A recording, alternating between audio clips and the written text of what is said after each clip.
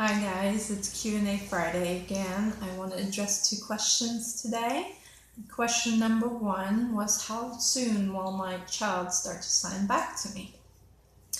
Well, it really depends on when you start and how old your child is when you start it. If you are signing to an infant, for example, it might take them till they're about a year old for them to actually sign back. Now, that does not mean they don't understand the signs previously, but they're simply not at a developmental stage where they can imitate all the little fine finger movements and the correct placement. If, however, you're teaching it to a 2-year-old, they may pick it up immediately. It might take them a few months. It really is up to the child. If you're talking about a school-age child, most likely they will pick it up immediately and start signing back to you immediately because they understand the concept a lot more and the process of taking what they see and putting it into action. If, on the other hand, you're talking about the special needs population, kids who might have fine motor issues, OT issues, developmental issues, or anything that might be putting them a little bit behind in compared to kids at their age. And when I say behind, I really hate the comparison, but just for the purpose of this question, it really is going to be based on that child's ability. So my son, for example, has fine motor issues, so it took him almost 2 years to actually sign back to me. He was understanding over 100 different signs, so the communication basis was there. He just wasn't able to answer my questions directly through signs yet. And when he did start signing, they were all very modified signs, which brings me to the next question. The second question was, my child does not sign correctly as shown in the videos. Is that okay? Yes, of course that's okay. Your child is going to start signing back based on their current ability. So again, it has to do with the age and the developmental stage.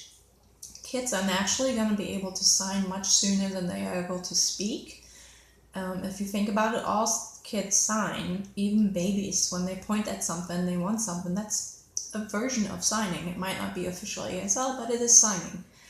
And so there's a progression that comes with age, with developmental age as well. So as they get better at it, their signs will improve with that as well. So don't worry about that too much, as long as you're still showing them the proper way of signing. So as an example, my son for the longest time used to sign no with just one finger. Technically no is signed like this.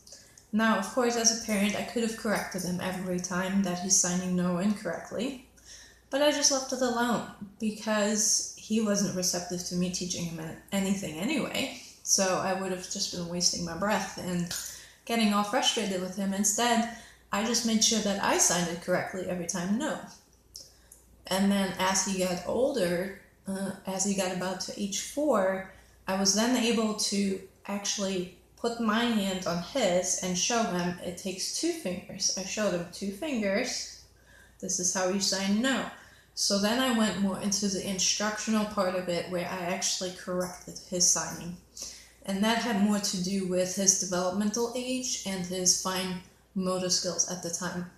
And in that process, we also learned that he, in particular, improves his signing more when somebody is physically touching his hand and his fingers. So if I'm physically manipulating his hand to be in this shape, then he can feel it while I'm doing it with him. So now he's signing no like this. But it took him a good 2 years to transition from the wrong no to the accurate no.